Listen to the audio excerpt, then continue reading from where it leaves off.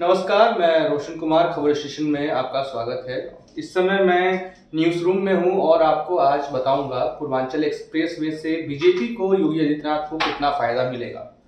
क्योंकि कुछ आंकड़े हमने जुटाए हैं जिनको लेकर आपसे बात करेंगे कि पिछले 3 चुनाव में, विधानसभा चुनाव में, 2007 के चुनाव में, 2012 के चुनाव में और 17 के चुनाव में क्या क्या समीकरण बदला है पूर्वांचल को लेके खासतौर से। और इस पे हम आज जो बात कर रहे हैं वो पूर्वांचल को लेके ही बात करेंगे। कारण क्या है, क्योंकि पूर्वांचल में 160 सीटें हैं और 160 जो सीटें हैं वो बहुत मायने रखती हैं यूपी के विधानसभा चुनाव में। क्योंकि 402 सीटों में से अगर 160 सीट में से अगर 140-50 सीटें अगर कोई पार्टी जीतती है तो जायज सी बात है कि वो सरकार बनाने के लिए एक कदम आगे बढ़ जाती है कि बाकी 3 इलाकों में, मतलब मान लें कि पूर्वांचल के बाद वेस्टर्न में मान लें या पश्चिमी भाग में मान लें, उत्तरी भाग में मान लें उत्तर प्रदेश के, तो उसमें अगर सीटें कम भी मिलती हैं तो पूर्वांचल अपने आप में एक गढ़ माना जा सकता है किसी एक पार्टी का। तो पिछले 3 चुनाव का हमने आंकड़ा जुटाया है और उसके ऊपर बात करेंगे कि, और आज का मुद्दा भी यही है कि पूर्वांचल एक्सप्रेसवे से कितना फायदा होगा। क्योंकि एक्सप्रेसवे को लेके भी कई किस्से हमारे सामने हैं, उनको भी आपको बताऊंगा धीरे धीरे कि इसमें क्या किस्से रहे हैं, क्या रोचक बातें रही हैं, क्या कहानियां रही हैं एक्सप्रेसवे को लेके। कुछ नई चीजें आपको बताऊंगा, किस पार्टी का किस क्षेत्र में दबदबा है। क्योंकि पूर्वांचल में जो लोग आम मर्रा की जिंदगी में जो नाम जानते हैं, यूपी को हटके बिहार से, दिल्ली से जो लोग आते हैं वो कुछ इलाकों के नाम जानते हैं, जिनमें बलिया है, गाजीपुर है, आजमगढ़ है, बनारस है, अयोध्या है, मिर्जापुर है, भदोई है, चंदौली, इलाहाबाद, ये सब पूर्वांचल के जोन में आने वाले हैं। और पूर्वांचल की राजनीति काफी सक्रिय मानी जाती है, पूरे भारत में मानी जाती है कि कई पूर्वांचल ने प्रधानमंत्री दिए हैं, जिसमें से चंद्रशेखर जी का नाम है, इलाहाबाद से नेहरू जी जीते थे। ये सब नाम काफी नामे हैं और इन नामों में कई लोग ऐसे हैं जिन्होंने कई कीर्तिमान हासिल किए हैं। इस बार प्रधानमंत्री नरेंद्र मोदी खुद बनारस से चुनाव जीतकर दूसरी बार प्रधानमंत्री बने हैं। तो ये सब चीजों को एक बार इकट्ठा करेंगे और आपसे बात करेंगे इस बार की इस आने वाले चुनाव में जो 2022 की तैयारी अब शुरू हो चुकी है। प्रधानमंत्री की रैलियां बढ़ रही हैं, अमित शाह जी खुद दौरे कर रहे हैं। अभी कुछ पिछले हफ्ते ही बनारस का 2 दिवसीय दौरा हुआ था, योगी आदित्यनाथ गाजीपुर में गए, अखिलेश यादव का गोरखपुर में रोड शो हुआ था। आज उन्होंने ऐलान भी कर दिया है कि अब जो पूर्वांचल एक्सप्रेसवे बना है उस पर समाजवादी पार्टी की एक रथ यात्रा निकली। करीब 300 किलोमीटर का रथ यात्रा होगा, जिसमें बाराबंकी, लखनऊ, बनारस, गाजीपुर, फैजाबाद, सुल्तानपुर होते हुए मतलब गुजरेगा, जिसमें इलाहाबाद और अयोध्या का बाईपास भी आ सकता है। तो ये चीजों को देख के समझ सकते हैं कि अब हर जगह अब राजनीति उथल पुथल मच चुकी है। कांग्रेस में प्रियंका गांधी भी लगातार उत्तर प्रदेश में सक्रिय दिखाई दी हैं पिछले 1 महीने से। प्रधानमंत्री खुद अब चुनावी रैलियां कर रहे हैं औपचारिक तौर पे। योगी आदित्यनाथ की रैलियां हैं, गृह मंत्री की रैलियां हो रही हैं, अखिलेश यादव लगातार कर रहे हैं, वो राजभर के साथ मिल चुके हैं जो एक समय बीजेपी में हुआ करते थे। तो इन सब चीजों को अगर हम देख लें तो अब ये सिर्फ औपचारिक ऐलान बचा हुआ है कि चुनाव के दिन कब होंगे और आचार संहिता लागू कब होगी। उस बीच में आपको मैं एक जानकारी दे देता हूं। अब पूर्वांचल में लौट जाता हूं दोबारा। ये तो कुछ समीकरण बताए मैंने आपको, तब अब मैं सीधा अपने मुख्य बात को लौटता हूं और आपको बताता हूं कि 2007 में विधानसभा चुनाव में इस इलाके में बीएसपी से सबसे ज्यादा सीटें जीती थी। मतलब 2007 में जब बहुजन समाजवादी पार्टी आई थी, और बहुजन समाजवादी पार्टी का आने का कारण क्या था वो मैंने एक वीडियो लिंक दिया हुआ है, उसमें आप देखिएगा। जो हमने आज सुबह कहानी की थी, कृष्णनंद राय की बात हुई थी। 2005 में कृष्णनंद राय की हत्या होती है, मुलायम सरकार गिर जाती है। 2007 में मायावती आती है अपराध मुक्त करने के लिए, और उसमें पूर्वांचल का बहुत अहम रोल था। क्योंकि पूर्वांचल में जो सबसे अधिक सीट जीतेगा वो सरकार बनाएगा, ये जो कहा जाता है। 2012 में समाजवादी पार्टी ने सबसे अधिक सीट जीती थी, 100 से अधिक सीटें जीती, और अखिलेश यादव 2012 में मुख्यमंत्री बने थे। वैसे ही 2007 में बीएसपी ने जीता था, 2017 में बीजेपी ने वहां से सबसे ज्यादा सीटें जीती। तो ये बात साफ है मोटा मोटी की पूर्वांचल की राजनीति काफी सक्रिय रहेगी। 2017 की बात करें तो बीजेपी ने इसमें 160 सीटों में 115 सीटें जीती थी। बीजेपी 115 सीट जीती, योगी आदित्यनाथ मुख्यमंत्री बने, 2 डिप्टी सीएम बने, केशव प्रसाद मौर्य और doctor Dinesh Sharma 2 deputy CM हमारे बने। कई ऐसी चीजों को झटका लगा, जैसे मनोज सिन्हा गाजीपुर से हार गए।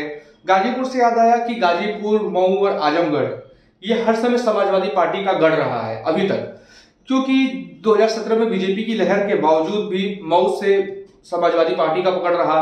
आजमगढ़ में जो सीटें हैं 6-7 सीटें हैं, उनमें भी सारी सीटों पर समाजवादी पार्टी का पकड़ रहा। एक सीट जो थी रमाकांत बीजेपी में चले गए। 2019 के बाद जो लोकसभा हुआ, लोकसभा बीजेपी जीती और लोकसभा चुनाव खत्म होने के बाद रमाकांत वापस समाजवादी पार्टी में आ गए। ऐसे कह सकते हैं कि सारी सीटें वहां से मतलब आजमगढ़ की समाजवादी पार्टी के खेमे रहती है। गाजीपुर की बात मैंने बता दी कि ये मनोज सिन्हा वहां से हारे थे। मऊ में मुख्तार खुद वहां से लगातार चौथी बार जीते थे विधायक। तो ये देख सकते हैं कि जेल से रह के मऊ में अगर वो चुनाव जीत रहे हैं तो बीजेपी के लिए एक बड़ी चुनौती होगी। मऊ, बलिया खुद उसमें जुड़ा हुआ है। मऊ, गाजीपुर, जमनिया होते हुए सारनाथ तक हम पहुंच रहे हैं। तो इसमें कई सीटें ऐसी हैं जहां पर अभी भी समाजवादी पार्टी का दबदबा है। मतलब कुल मिला के आपको बोल दें 30 से 35 सीटें ऐसी हैं इन 3 क्षेत्रों में जहां पे समाजवादी पार्टी की अभी भी पकड़ है। और आने वाले चुनाव में ये बीजेपी के लिए चुनौतीपूर्ण होगी कि क्या इन जगहों पे भेद किया जाए या यहाँ से लोगों को, ऐसे उम्मीदवारों को उतारा जाए जो वहां से स्थानीय नेता हो या फिर बड़े चेहरे हो। इसमें बीजेपी एक चीज तय कर सकती है। एक आपको इसी पे एक बात बता दूं कि सैकड़ों से साफ हो जाता है कि उत्तर प्रदेश में पूर्वांचल को जिस पार्टी ने साथ लिया है वो सत्ता में आती है। ये बात सत्य है। वहीं आजमगढ़ के बारे में बता दिया, मऊ के बारे में आपको विस्तार से बता दिया। आजमगढ़ में खुद अखिलेश यादव, मुलायम सिंह खुद दोनों बड़े नेता मुख्यमंत्री बने हैं। पिछले 10-15 सालों की बात करें तो मुलायम सिंह भी यहाँ से चुनाव लड़ा करते थे। आजमगढ़ के लोग अभी भी वहां पे मुलायम सिंह, अखिलेश यादव का दबदबा मानते हैं। पिछले चुनाव में लहर के बावजूद बीजेपी यहाँ साथ नहीं पाई थी। ये बात मैंने आपको बताया है विस्तार से इस बारे में। आगरा एक्सप्रेसवे की बात करूंगा क्योंकि जैसे हम पूर्वांचल को जब मैं कंपेयर कर रहा हूं कि जो पूर्वांचल में जो लोग जीत जाते हैं, आगरा में सेम उल्टा हुआ। आगरा एक्सप्रेसवे बना, आगरा एक्सप्रेसवे जब बना तो इटावा मैनपुरी के इलाके से होता हुआ गया था। इसको आगरा एक्सप्रेसवे ने जोड़ा है।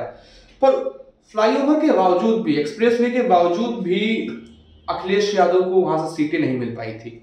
ये गणित ये भी हो सकती है, जैसे कि मैंने पूर्वांचल में बताया कि एक्सप्रेसवे बना, बीजेपी को इतनी सीटें मिली और बीजेपी सत्ता में आई।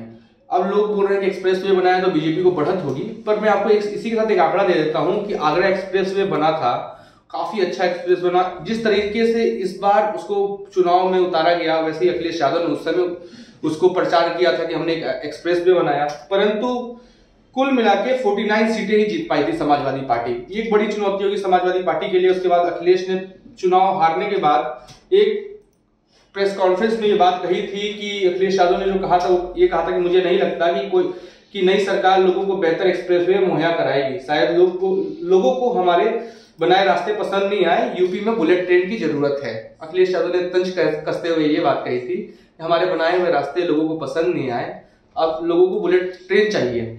अब ये बात मैंने इसलिए आगरा एक्सप्रेसवे की बात की पूर्वांचल को जोड़ते हुए, कारण था कि एक एक्सप्रेसवे अब उद्घाटन हुआ है। एक एक्सप्रेसवे 2015-16 के बीच में उद्घाटन होता है। उस उद्घाटन के बाद अखिलेश खूब प्रचार करते हैं उस चीज का, पर अखिलेश हार जाते हैं। जिस लेन को जोड़ते हुए रास्ता निकलता है मैनपुरी इटावा, जो इटावा उनका खुद का गढ़ रहा है, वहां से भी उनको सीटें नहीं मिल पाई थी।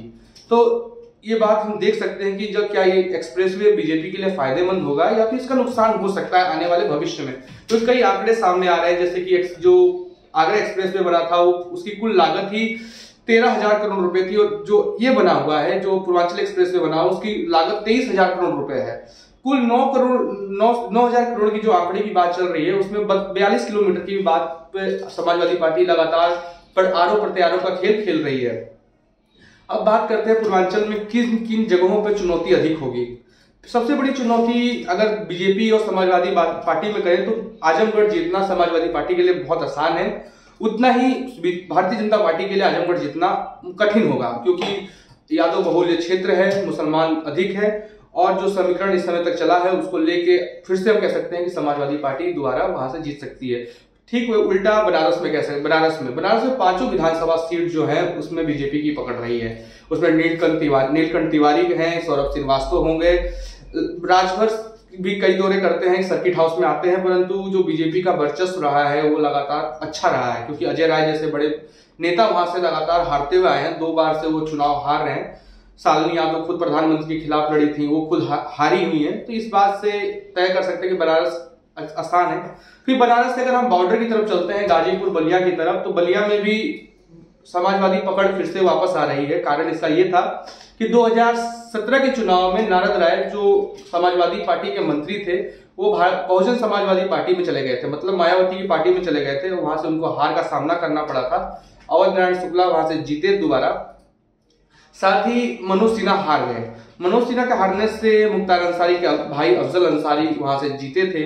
तो एक बहुत बड़ी चुनौती होगी कि 2019 में एक बड़ी लहर के बावजूद भी मनोज सिन्हा जैसे बड़े नेता अगर हार जाते हैं गाजीपुर से, तो ये बात देखने के लायक होगी कि क्या मामला, क्या समीकरण बीजेपी बैठाती है, कैसे लोग को टिकट देती है, किनकी छवि अच्छी है। क्योंकि तमाम दावेदार हर पार्टियों से इस बार आएंगे, हर दावेदारों की परीक्षाएं होंगी, क्योंकि इस बार जो मुद्दे होंगे वो अलग होंगे।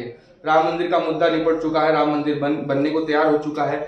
अब इस बार किन मुद्दों को लेकर बीजेपी आती है, सबसे बड़ी चीज होगी। जैसे कि कांग्रेस की सचिव प्रियंका गांधी ने जो ऐलान किया था कि 50% महिलाओं को आरक्षण देंगे, एक वो मुद्दा उन्होंने बनाया। स्कूटी देने की बात की थी। अखिलेश यादव टैबलेट और लैपटॉप की बात करते हैं। योगी आदित्यनाथ का कल शाम को बयान आया कि हर जो लड़कों को वादा किया था कि 10वीं और 12वीं को उनको टैबलेट देने के लिए उन्होंने फिर से अपना वादा दोहराया है कि दिसंबर तक इसको पूरा किया जाएगा। तो कुल मिला के चुनाव का माहौल जो बन चुका है उसको लेके वादे पूरे हो रहे हैं। रोजगार भी एक बहुत बड़ा मुद्दा होगा पूर्वांचल के लिए, क्योंकि पूर्वांचल के कई छात्र इलाहाबाद से लेकर दिल्ली तक पढ़ने जाते हैं, यूपीएससी एससी की तैयारी करते हैं और कई चीजें भर्तियां नहीं आ रही हैं, इनको लेके भी एक मुद्दा हो सकता है। कुछ चीजें मैंने आपको दे दी है, पर अखिलेश यादव का एक ट्वीट भी आपको मैं साझा कर देता हूं, क्योंकि ये पूर्वांचल से जुड़ी खबर थी। तो मैं सोच रहा था कि अखिलेश यादव का एक ट्वीट जो कल प्रधानमंत्री 100 मीटर दूर, जहां से उद्घाटन क्षेत्र से 100 मीटर दूर अपने कार में रहते हैं, कार रेंज रोवर टोयोटा की रहती है, और योगी आदित्यनाथ पैदल चल रहे होते हैं और उस पे कार में सवार प्रधानमंत्री रहते हैं। तो उस पे अखिलेश यादव ने एक तंज कसते हुए लिखा कि तुमने हमारी आवभगत का अच्छा सिला दिया, जनता से पहले तुमने ही हमें पैदल कर दिया। उन्होंने एक शायरी लिखी है जो मैं आपको पढ़ के सुना रहा था कि योगी आदित्यनाथ की वीडियो भी वायरल हो रही है खूब, कि जिसमें वो पैदल चलते हुए दिखाई दे रहे हैं, प्रधानमंत्री कार में दिखाई दे रहे हैं। तो ये कुल मिला के एक चीज देखें तो पूर्वांचल को लेकर अब राजनीति काफी गर्म हो चुकी है। बनारस में सबसे पहला दौरा प्रियंका गांधी का रहा था। प्रियंका गांधी के बाद अमित शाह आए, अमित शाह के बाद प्रधानमंत्री मोदी आए, उसके बाद योगी आदित्यनाथ का भी परसों दौरा हुआ, और फिर से अब अखिलेश पूर्वांचल में इस समय गोरखपुर में खुद अखिलेश यादव का था, गाजीपुर में उनको रोक दिया गया कि प्रधानमंत्री का कार्यक्रम है इसलिए आपको रोका जा रहा है। पर अखिलेश का ऐलान है कि पूर्वांचल में हम रथ यात्रा करेंगे। तो अभी चुनाव के 2-3 महीने पहले से रथ यात्राएं तेज हो चुकी है।